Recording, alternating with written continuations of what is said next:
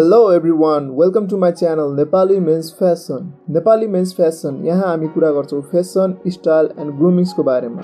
So आज हामी कुरा गर्ने छौं 5 style mistakes Nepali men's do. 5 वटा यस्तो गल्तीहरू जो हामी प्राय गर्ने गर्छौं. So let's move on to number 1, slippers with socks. Yes, slippers with socks भन्नाले चप्पलसँग मोजा लगाउनु. I don't know why people wear slippers with socks. के राम्रो देखाउँछ कि न्यानो गराउँछ? Actually no, it's just because they are lazy. उनीहरूलाई जुत्ता लगाउन गाह्रो मानेर हो, अल्छी गरेर हो. बट आफूलाई राम्रो देखाउनुमा पनि आफ्नो ख्याल गर्नुमा पनि किन लेजिनेस? तपाईहरु हु केयर्स भनेर चप्पलसँग मोजा लगाएर हिँड्नुहुन्छ, but trust me, people cares and it shows them you are lazy and unstylish. Please don't wear slippers with socks. Socks भनेको अन्डरगार्मेन्ट चीज हो, यसलाई शूसँग नै लगाउनुस्. So let's move on to number 2. Number 2 मा रहेको छ ओभरसाइज टी-शर्ट्स. ओभरसाइज टी-शर्ट्स भन्नाले आफ्नो बडी साइज भन्दा एकदम ठुलो साइजको टी-शर्ट्सहरू. यस, आई नो इट्स ट्रेन्ड्स. जो र्यापिङ एन्ड हिप हप फिल्डमा हुनुहुन्छ उहाँहरूले लगाउँदा राम्रो देखिन्छ अनि हामी उहाँहरूलाई कपी गर्न खोज्छौँ, बट हामी त र्यापरहरू होइन नि. हामीलाई कसैले हेर्दा र्यापर जस्तै त हेर्दैन. सो हामीलाई ओभरसाइज टी-शर्ट्सहरू राम्रो देखिँदैन. हामीले आफ्नो कपडाहरू स्पेसली टी-शर्ट्सहरू आफ्नो बडी साइजको अनुसार लगाउनु पर्छ. न त त्यति टाइट, न त इभन त्यति loose. Your clothes must fits you properly. अब ओभरसाइज टी-शर्ट लगाउँदा राम्रो देखिन भनेर मैले पुरै टाइट टी-शर्ट लगाउनुस् अनि राम्रो देखिन्छ भन्न खोजेको पनि होइन. आई जस्ट मिन कि आफ्नो बडी साइज अनुसारको टी-शर्ट्सहरू लगाउनु. Clothes which hugs your body properly. टी-शर्टको स्लिभ लेन्थ पनि त्यति लामो नराख्नुस् एल्बोसम्मको, अनि त्यति लुज पनि नराख्नुस्. जस्ट ठिक्कको राख्नुस् so it will fits you properly. So let's move on to number 3. Number 3 मा रहेको छ सुट मिस्टेक्स. सुट मिस्टेक्स भन्नाले I'm talking about suits like coats, pants. And I know नेपालमा त्यति कोट प्यान्ट युज टु त छैन, but जतिले पनि लाउँछ, मेबी कहिले कसो लाउँछ है. But I see so many Nepali brothers doing so much mistakes while wearing suits. थाहा छ, कोटको 2टा बटन हुन्छ नि, त्यो तलको button is not mean to be button. त्यो लास्टको तलवाला बटन खुल्लै छोड्नुपर्छ, माथिको एउटा मात्र लगाउने. अब नलगाउने भए किन द्या होला र बटन सोच्नु होला है. But trust me guys, it's mean to be unbutton. त्यो बटन टाकको कुरा गरिरहेको छु मैले. त्यो लास्टको तलको बटन हुन्छ नि कोटको, त्यो बिर्सेर पनि नलगाउनु होला. And one more thing, sleeve length of कोटको स्लिभ्स त्यति लामो हुनु हुँदैन सर्ट्सहरू जतिको. It has to be short, सानो हुनुपर्छ सो तपाईँको भित्रको सर्टको कफ देखियोस्. मैले देखेको हुन्छु लाइक त्यो कोटको स्लिभ्स यति लामो हुन्छ कि भित्र लगाएको सर्ट नै देखिरहेको हुँदैन, बट त्यस्तो नगरिदिनु होला. So let's move on to number 4. Number 4 मा रहेको छ going for trends. Yes, going for trends भन्नाले following or buying what on trends.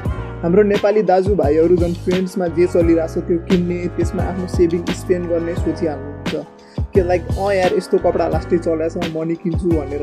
But यति याद राख्नुहोस्, ट्रेन्ड्स भनेको कहिले पनि लङ लास्टिङ हुँदैन, आउँछ अनि जान्छ. तपाईँहरू अहिले यो कपडा लास्टै चलेछ भनेर किन्नुहुन्छ होइन, बल्ल बल्ल सेभिङ गरेको आफ्नो पैसा स्पेन्ड गर्नुहुन्छ होइन त्यो भर्खर चलेको कपडामा, अनि केही महिनामा त्यो कपडा नै हराउँछ कि लाइक आउट अफ स्टाइलमा जान्छ. एन्ड अनि इभन त्यो कपडा लगाउन पनि लाइक आफै अनकम्फर्टेबल लाग्छ कि लाइक सबले अब जसले नि यस्तो कपडा लाग्छ भनेर भन्छन् नि, सो आफै पनि अलिकति इम्ब्यारेस फिल हुन्छ. रिमेम्बर द्याट त्यो रातो चेक सर्ट थियो नि जो हामीले राष्ट्रिय पोसाक भएको थियो एक जमानामा, त्यो त्यसको बारेमा मिमहरू आउँथ्यो. सो त्यस्तै हुन्छ, ट्रेन्ड्सको अनुसार गयो भने सो अनि त्यो कपडा नै लाइन वेस्ट जान्छ. So overall I just mean कि होइन, मैले के मात्र भन्न खोजेको हो भने ट्रेन्ड्सको पछि नजानुहोस्. इन्स्टेड तपाईँहरू होइन बेसिकमा स्पेन्ड गर्नुहोस्. At first like simple basic टी-शर्ट्सहरू, बेसिक प्यान्ट्सहरू, बेसिक लाइक हुडीहरू अनि ज्याकेटहरू यस्तोमा स्पेन्ड गर्नु होइन. लाइक सिम्पल कालो र सेतो, ब्ल्याक टी-शर्ट, व्हाइट टी-शर्टहरू किन्नुहोस्. त्यस्तो तपाईँलाई लङ लास्टिङ हुन्छ अनि सँगसँगै भर्सटाइल पनि हुन्छ. त्यस्तै गरी स्पेन्ड्स अन बेसिक होइन, इट विल लास्ट लङ. र यदि तपाईँहरूसँग बेसिक जति पनि छन्, तपाईँसँग बेसिक सब छन्, देन गो फर ट्रेन्ड्स. त्यसपछि यो मे गो होइन, त्यसपछि तपाईँ जान सक्नुहुन्छ, ट्राई गर्न सक्नुहुन्छ नयाँ के छ त्यसले लगाएको छ नयाँ ट्राई गरौँ या हो. So last but not least, skinny jeans. Yes, skinny jeans भन्नाले बुझिसक्नुभयो होला. स्किनी जिन्स भन्नाले पुरै टाइट चिपिक्क परेको प्यान्ट्सहरू हुन्छ. I still see a lot of guys wearing skinny jeans even if they are feeling comfortable or not, I don't know है. But skinny jeans खास केटाहरूको लागि होइन. स्लिम फिट जिन्स लगाउनु सक्नुहुन्छ, हामीले चुज प्यान्ट भन्ने गर्छौँ होइन. तपाईँलाई त्यति टाइट नि हुँदैन अनि इभन त्यति ब्यागी मतलब लुज पनि हुँदैन क्या. स्किनी प्यान्ट्स हामी केटाहरूलाई त्यति राम्रो सुहाउँदैन, हाम्रो पुरै बडीलाई पुरै एकदम चिपिक्क परेको देखाउँछ कि त्यो राम्रो देखिँदैन. केटीहरूलाई राम्रो देखिन्छ. इट्स फर गर्ल्स होइन, त्यहाँ तिनीहरूलाई राम्रो देखिन सक्छ.